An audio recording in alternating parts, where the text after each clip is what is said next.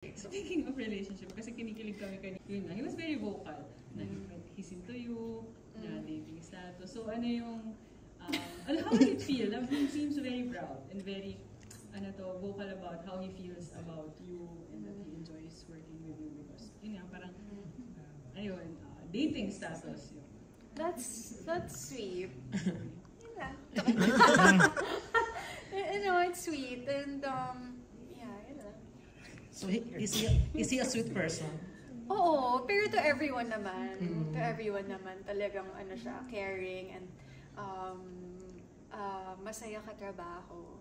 And parang it was unexpected lang kasi nung una nag-uusap lang naman talaga kami about work, about Iris and Tyrone's. Parang okay, magkasundo pala kami. Tapos ito na.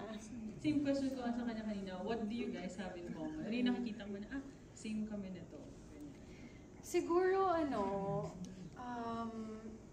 well, we're both kind of like family-oriented and we like to travel and yung enjoy namin talaga tong show at saka yung script and ganyan and parang pareho kami ng mga goals pa. Like I know he wants to produce his own films and ako din that's really what I want to do. And dapat pala ipoproduce, dapat pala magpo-produce siya ng movie na ikaw yung before already available. Pero meant to be na rin na ngayon lang kami nagsama. Perfect timing. Oo, yes. Pero kailan ka naging yung parang comfortable ka na talaga sa kanya? Parang nung una pa lang kaming nag-usap, comfortable na ako sa kanya. Pero, hindi ba kami... Si Hazel, ano ba ito? Lavender Fields ba to? Or sa Jericho Salas press con? Pero hindi ba kami ini-eme ni Echo? Doon sa sinabi niya. Ini-eme? Yung pag lumalabas kayo, yung parang gano'n. What you see is what you get daw. Oh, parang ganun nga. And na-appreciate ko siya na, he's not so conscious about other people or sobrang hindi siya maarte. Sobrang friendly niya. Like lahat, chinichika niya, lahat niningitian niya, lahat kinakamusta niya. So, masaya siya kasama anywhere, like even in, a crowded place. Naisipin mo siya si Jericho Rosales, baka ayaw niya na madaming tao. Pero sobrang cool, sobrang chill lang niya. And masaya lang siya kasama. Parang magaan lang. Parang gano'n. Heavy yung scenes niya. So after that, paano yung hindi mo muna mag-uusap? Or parang after that, biglang parang may comforting? Hindi naman. Actually, pag kunyari take, tapos usually kasi diba magte-take yan and then the cameras will set up again for like a tighter shot or ganyan. Palagi talaga namin pinag-uusapan yung eksena. Kasi, oo, kasi maganda talaga yung script and yung characters kasi namin pareho gray. So, pero it also comes from na nagmahalan kami dati, ganon. So, palagi namin pinag-uusapan yung eksena. Pero minsan feeling nila Miss Hazel tsaka ni Direk nagchichikahan lang kami, nagtatawanan lang kami. Pero promise, pinag-uusapan talaga namin yung eksena tsaka kung paano ba namin aatakihin. So, medyo din talaga kami about the script and kung anong pwedeng para magmukhang natural o gano'n. Promise, Direk. Promise talaga. Curious ako, should we be ready na i-hate ka talaga or merong part? Ready ka na ba sa ganyan? Yes. Yung reception ng viewers. Yeah. Nakikihate ka or ano yun? I hope so. It's either that, siguro, I hope na talagang i-hate nila or kampihan nila, na magets nila na, inagawan kasi siya so kaya galit siya. Kung nangyari sa'yo yung nangyari kay Iris, ikaw, paano ka magre-react? So as Janine, paano ka magre-react kung sakaling na nangyari sa'yo yung gano'n, inagawan ka? Ako, iiyak-iyak talaga ako. Tapos baka magtago na lang ako sa bahay ng mga ilang buwan. Pero hindi ka naman confrontational? No, not really Kaya mahirap talaga for me yung talon ng Iris. Kasi, ako, kung malungkot ako, okay lang makita ng mga tao na malungkot ako. Si Iris kasi, hindi pala niya talaga ipapakita. Kaya nung mga unang taping, talagang tinuturuan ako ni Direk Manny na, Janine, dapat hindi ka teary-eyed dito. Dapat hindi malungkot yung mata ko. Tapos parang ako, Direk, kasi inagaw yung asawa ko, diba? Inagaw yung asawa mo, dapat hindi nakikita na, ganun pala yun. So, medyo malayo talaga ako kay Iris, pero naiintindihan ko siya. Pero buti hindi mo nadadala si Iris sa bahay? Hindi naman. Tanungin natin yung mga kapatid ko. I-confirm na lang po natin sa mga kapatid ko at sa mga kasama ko. Jeline, how is it? Ay, sorry. Sige, go. How is it working with the Diamond Star naman? Nagkaroon naman kayo ng malaking eksena. And Yeah. if, given the chance, ready ka na ba na magkaroon ng eksena ng sampalan with the Diamond? Oh my gosh! Alam mo ba, may nakita din ako sa Twitter na may nag-tweet sa akin ng interview ko dati na, sino ang gusto mong sumampal sa'yo? Sabi ko, Miss Maricel Soriano. So medyo kinakabahan na ako kasi nga nagkakatotoo yung mga hiling ko, diba? So, pero kung mangyari yun, talaga namang i-cherish ko. Kasi syempre, rite of passage yun, diba? Na, what an honor na if ever. Oh, pero medyo may kaba pag sinasabi ko kasi grabe, super, oh my God. Idol ko si Miss Maria talaga, of course. Matutuloy lahat, pati siguro yung may crush ka bang showbiz na ano? Yun Oo. Ano ba yung Natutuloy gusto mo kay talaga. Manny? Mananalo din ako sa loto. Iwan na lang ito. Patapi. Hindi ko pa siya nakaka-eksena na solo, but she's so sweet. Meron kaming eksena na birthday ni Iris, so lahat all-star cast nandun. Tapos kahit hindi kami magka-eksena, nakaganon siya sa akin.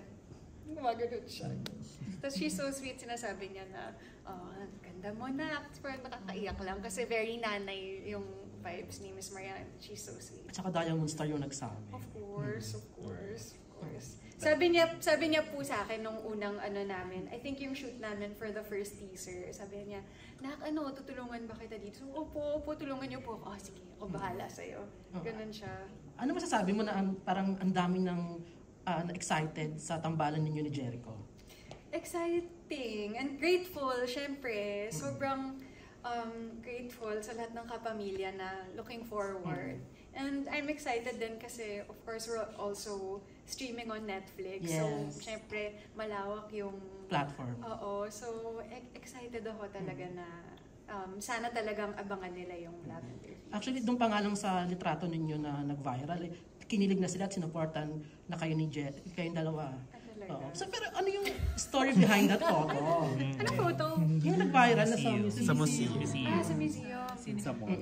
Tsaka, Sa mall. Sa mall. Alam nila, no? Sa mall! Sa mall! Rockwell.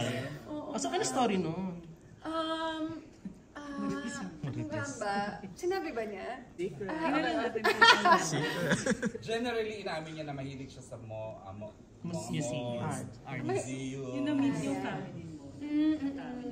Yung mall actually, yun pa lang yung parang second time na nag-hangout kami. Tapos biglang may picture na. Tapos parang pati yung kapatid ko sinend sa akin, ate, asan ka? So parang, oh my gosh, parang second time pa lang naman namin lumabas. Pero, ano bang ipapaliwanag ko sa inyo? So, hindi siya part ng scene sa teleserye. You were really out. Parang Bonding. stolen shot talaga siya. Alin? Yung sa mall? Oo. Oo. Di ko alam ano nangyari yun. Oo. Kanina dyan yung tinanong ni Date si Echo. Kasi since Lavender Fields yung title ng show nyo. Tinanong kung ano yung sa Bulaklak. Kaya, Kung anong bibigay ng bulaklak sa iyo. Ikaw, Wow! kung anong gusto mo ma-receive na Bulaklak kay Echo? Wala naman. Hindi sabi niya. Chicharong bulaklak? Pwede. Pero ano daw, white flower. White flower? Kasi you have a pure heart. Ano masasabi mo? Wow. Kala ko white flower yung pinakapoy. Sinungaling yung space, hindi naman sa Payback! You have a pure heart. Oo, you have a pure heart. That's sweet. Huwag ka masyadong pabudol dyan sa mga. Oo. Ano sabi mo doon na you have a pure heart daw? Oh, that's sweet. That's sweet. Yun lang. Mahirap. Pero yun talaga sa Echo. Oo. Ayun, Siyempre, sa ang agent, dami- baka gusto niyo po ang dami kayo. kasing may Kumpare ko crush. yun eh. Ang dami may crush kay Jericho, siyempre. Ano yung masashare mo lang na, is he the type na ma-text? Or matawag? Ano ba yun?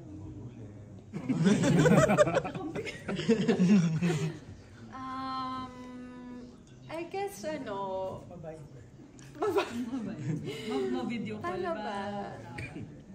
I guess parang all in one. Sa lahat. Parang kape. Taray What, ha. what you see is what you get daw. Charot. Haba lang. But would you consider na nasa dating stage na kayo? Sabi daw niya kanina. Tama ba? Diba, admitted dating, two groups. Yes. Hindi sa inyo. Oh, so exclusive dating kayo, sabi niya. Gusto naman namin sa'yo malaman. From you. From you naman. Diyos ko, Lord. Anong well. feeling na nakakakilig? Parang Medyo sinabi nga, sige na, respeto natin kasi sinabi naman talaga ni Eko. Sinabi niya. So, you're dating. Nakikilig sa'yo. Hindi sila sa set. Sobrang hindi ko inasahang mangyayari ito sa promo day. Oo. Oo, masaya na kayo.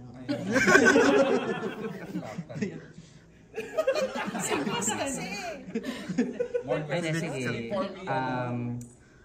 Ilaro sa atin si Lavender. Basta, eto na.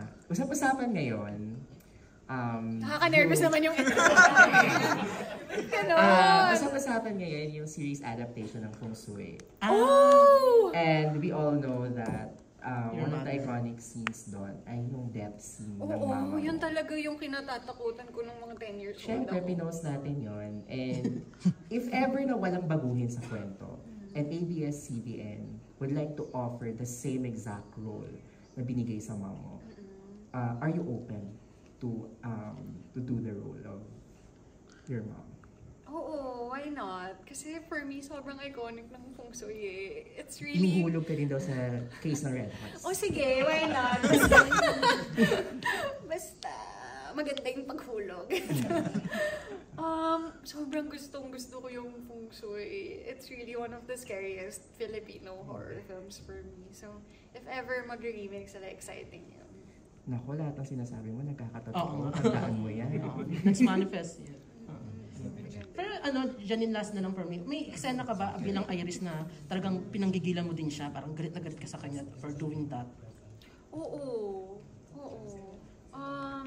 Siguro yung yung eksena namin na yung may paborito kong linya na kaysa maghiwalay tayo, mamatay na lang tayo lahat. Yes. Mabenta yun, Gusto ko yung linyang yun eh. Pero kasi naman talaga, kung feeling ko kasi si Tyrone, gusto niya akong hiwalayan for many reasons, pero ayaw niyang aminin na may iba na siyang mahal. So for me, ang nakakainis doon, aminin mo na lang na may iba ka ng mahal kaysa yung kunyari, kasalanan ko pa. Diba? So, ayun. Ano ba rin ba dyan? Yung parang ipinaglalaban mo rin yung Relationship. Ako hindi. Parang for me, kung ayaw mo na if you don't want to be with me anymore, then you don't deserve me.